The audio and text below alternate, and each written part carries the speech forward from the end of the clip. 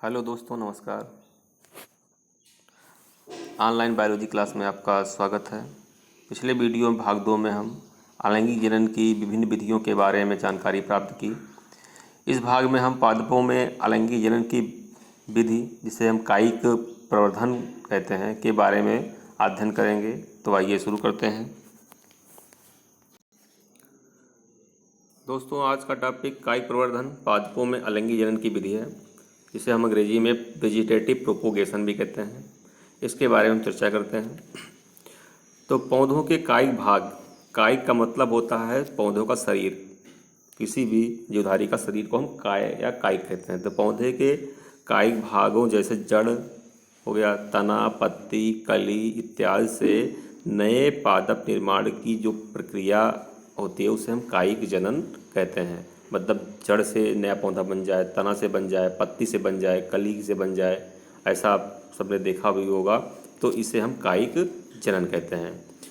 इसमें अब पहला भाग, जो पौधे का भाग जड़ द्वारा कैसे होता है, इसके बारे में हम यहाँ पे चर्चा कर लेते हैं। तो पहले हम बता देते हैं कि जो जड़ होती है वह दो तरह की यहाँ पे जड़ बताई गई है। पहला है मूसला जड़, दूसरा है मांसल जड़। तो जिससे कि जनन होता है, तो मूसला जड़ से जैसे जनन होता है इसके बारे में बात करते हैं। मूसला जड़ के ऊपर अपस्थानिक कलिकाएं बन जाती हैं। ये देखिए, जो मूसला जड़ होती है उस पर अपस्थानिक कलिकाएं बनती हैं। उदाहरण इसका ये है शीशम। शीशम में देखा होगा, अमरूद में देखा होगा। शीशम और अमरूद में अपस्थानिक कलिकाएं बनती है। जड़ के पास से एक नया पौधा यहाँ से निकल देता है। ये इसका ये अपस्थानिक कलिका है, इससे एक नया पौधा यहाँ से बन जाता है। तो ये शीशम और अमरूद में इसका बेस्ट एग्जाम्पल है। अगला देखते हैं मांसल जड़ों पर पाई जाने वाली अपस्थानिक कलिकाएं द्वारा। तो जो मांसल जड़ें होती हैं, मांसल का मतलब होता है फूली हुई जड़ें, जिसमें भोजन इकट्ठा करके जो फूल जाते हैं उसे हम मांसल जड़ें कहते हैं। एग्जाम्पल है इसका शकरकंद, शतावर, डहेलिया। तो शकरकंद में अगर हम देखें तो इसमें जो है जो जड़ें होती हैं वो जड़ों के ऊपर जो है यहाँ पे अपस्थानिक कलिकाएं पाई जाती हैं। इन अपस्थानिक कलिकाओं से पहले यहाँ पे देखिए जड़ निकलती है, फिर एक नया पौधा यहाँ पे बन जाता है, नया यंग प्लांट यहाँ पे बन जाता है। तो शकरकंद में ऐसा होता है। इसी प्रकार से शतावर में भी होता है और इसी प्रकार डहेलिया में भी होता है। आगे बात करते हैं तनों द्वारा। तो तने कई तरह के होते हैं। जैसे कोई भूमिगत तना है, कोई क्रीपर है, कोई सकर है, कोई स्टोलन है, कोई ऑफसेट है। इस प्रकार से बहुत सारे तरीके के तने होते हैं। तो यहाँ पे हम पहले तना, कंद या स्टेम ट्यूबर के बारे में बात करेंगे। तो यह एक प्रकार का भूमिगत तना है। जड़ ऐसा तना जो कि भूमि के अंदर पाया जाता है उसे हम भूमिगत तना कहते हैं। तो इस प्रकार के तनों की गांठों पर छोटी छोटी कलिकाएं पाई जाती हैं, जिनको आँख कहते हैं। देखिए यहाँ पे ये है, जिसे हम आँख कहते हैं। इन्हीं कलिकाओं युक्त तने को जमीन में बोया जाता है तो नए पौधे का निर्माण होता है। बात समझ में आ गई होगी। चित्र यहाँ पे दिख रहा है, चित्र को बनाना भी है। आगे बात करते हैं। नंबर दूसरा जो तना है उसे कहते हैं बल्ब या सल्गकंद। प्याज और लहसुन इसका एक बेस्ट एग्जाम्पल है बल्ब का। और भी एग्जाम्पल इसके ग्लैडियोलस और भी एग्जाम्पल इसमें हैं जो हमने दिए नहीं यहाँ पे।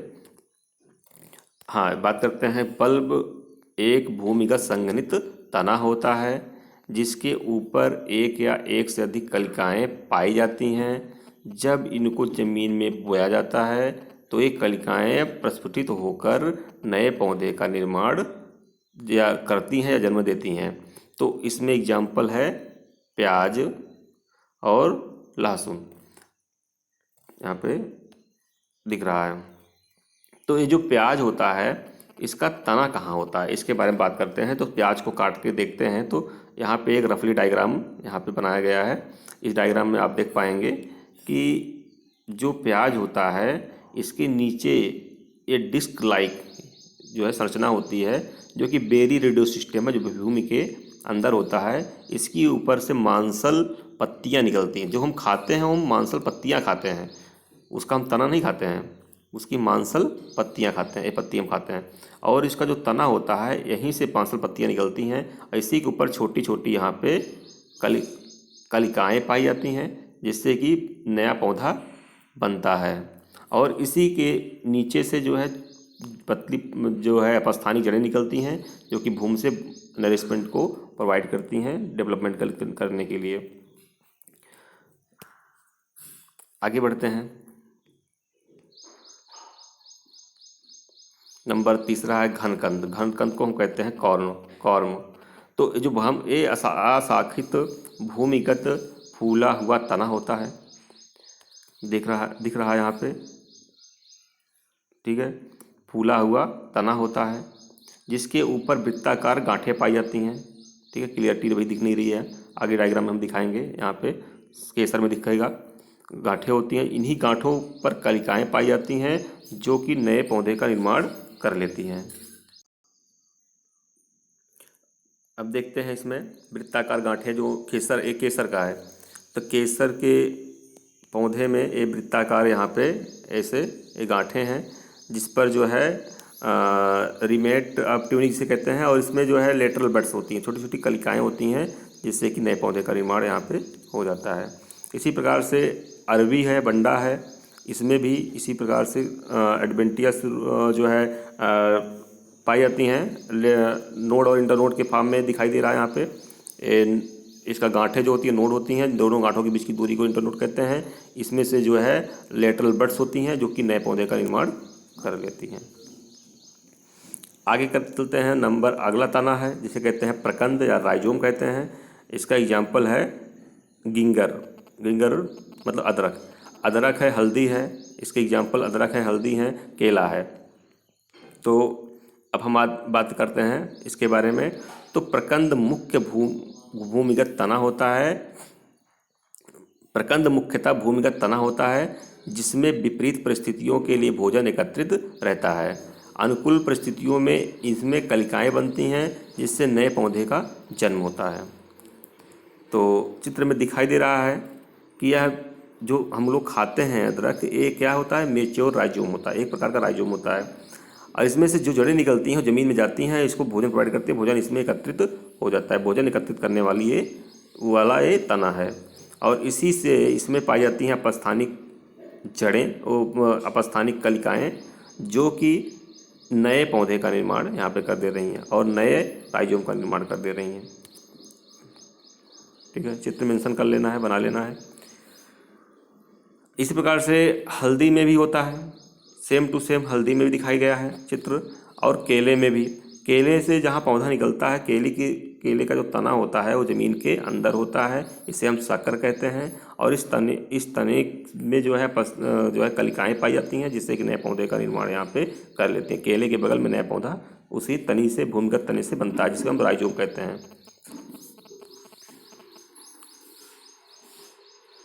आगे बात करते हैं अंतःभूस्थारी। अगली हेडिंग है अंतःभूस्थारी। तो इसके बारे में बात करते हैं, इसको हम साकर कहते हैं। ये पतली भूमिगत शाखाएं होती हैं जिसका विकास वायवीय तनों के आधार भाग से होता है। ये कुछ दूरी तक भूमिगत वृद्धि करने के पश्चात नए वायवीय तनों का निर्माण हो जाता है या कर लेती हैं। उदाहरण इसका मिंट है, मतलब पुदीना है। इसमें हम देखते हैं कि ये छोटी छोटी यहाँ पे गांठें हैं। इन गांठों को हम क्या कहते हैं, नोड कहते हैं। क्या कहते हैं इसको, नोड कहते हैं। और दोनों गांठों के बीच की दूरी को हम क्या कहते हैं, इंटरनोड कहते हैं। जो नोड होता है, यहीं से, इनकी नोड से, गांठों से जो है नए पौधे का निर्माण हो जाता है। ऐसे दिख रहा है यहाँ पे, ये हो गया साकर, पुदीना। आगे अगला है बिसर्पी तने, क्रीपिंग स्टेम। तो ऐसे तने, ये तीन प्रकार के होते हैं। ऊपर भूस्तरी, अगला है भूस्तरी, और तीसरा है भूस्तारी का। तो भूस्तरी का एक जो एग्जाम्पल है वो दूब घास, खट्टी बूटी, अगजेलिस है। और भूस्तारी का स्टोलेन का स्ट्रॉबेरी है। भूस्तारिका का जलकुंभी है, आइकोर्निया है। तो इसमें ऊपर भूस्तरी पहले बात करते हैं। ऊपर भूस्तरी, जैसे शब्द से ही समझ में आ रहा है, ऊपरी मतलब ऊपर, भूस्तरी मतलब भू के स्तर के ऊपर ये रेंगता है, रन करता है, इसलिए इसका नाम है रनर। दूब घास इसका बेस्ट एग्जाम्पल है। तो इसमें हम देखते हैं कि यह एक विशेष प्रकार के प्रोस्टेट तने होते हैं। देखो, प्रोस्टेट का मतलब होता है जो कि लेटा हुआ हो, जो कि रेंगता हो। तो प्रोस्टेट ये भी दो प्रकार का होता है, एक प्रोकॉम्बिनेंट एक डिकॉम्बिनेंट। जो प्रोकॉम्बिनेंट होता है लेटा रहता है, जो डिकॉम्बिनेंट होता है लेटे लेटे वो उठने का प्रयास करता है। तो ये विशेष प्रकार के प्रोस्टेट तने होते हैं, इसमें नियमित अंतराल पर नोड और इंटरनोड पाए जाते हैं। तो इसका ये नोड है, ये है क्या नोड, और ये इसका इंटरनोड है। तो इन्हीं नोड पर वायवीय तनों का विकास होता है और इन्हीं तनों के टूटने से नए पौधे का निर्माण होता है। ठीक है, हो गया, चित्र बनाना है। हाँ, अगला है इस चित्र को बनाना है। इस जो है इस चित्र को बना लेना है आपको। नेक्स्ट है स्टोलेन। अगला तना दूसरा प्रकार है स्टोलेन। तो स्टोलेन की बात करते हैं, एक विशेष प्रकार का क्षैतिज वृद्धि करने वाला, क्षैतिज मतलब हॉरिजॉन्टल जमीन से रेंगने वाला, क्षैतिज वृद्धि करने वाला वृद्धि करने वाला तना है, जिसकी गांठों पर अपस्थानिक जड़ें पाई जाती हैं। ये देखिए, गांठों पर अपस्थानिक जड़ें पाई जाती हैं, इन्हीं गांठों से नए पौधे का निर्माण होता है। देखिए, इनकी गांठों पर अपस्थानिक जड़ें हैं, नए पौधे का निर्माण यहाँ पे हो जा रहा है। स्ट्रॉबेरी इसका बेस्ट एग्जाम्पल है। भूहस्तारिका, भूहस्तारिका या भूस्तरी, जिसे हम ऑफसेट कहते हैं, बेस्ट एग्जाम्पल इसका आइकॉर्निया है, जलकुंभी है। इसमें देखते हैं यह केवल एक इंटरनोड, इसमें देखो यहाँ से लेकर यहाँ तक में केवल एक इंटरनोड, इसको हम ऑफसेट बोल रहे हैं, सिंगल इंटरनोड। एक नोड ए है, नोड दो है, लेकिन इंटरनोड बीच में एक है। यह केवल एक इंटरनोड वाले उपर भूस्तरी होते हैं, जो मुख्यतः जलीय पौधों में पाए जाते हैं। ये तने टूटने के उपरांत नए पौधे का निर्माण करते हैं। ठीक है, जलकुंभी है इसका लाइव एग्जाम्पल, आप देख सकते हैं।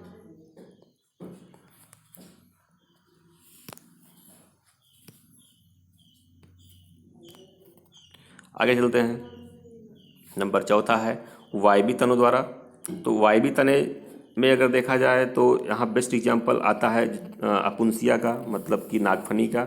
नागफनी के तने के रूपांतरण को पर्णकाय स्तंभ या फिल्लोक्लेट कहते हैं, जो जमीन पर गिरकर नए पौधे का निर्माण करते हैं।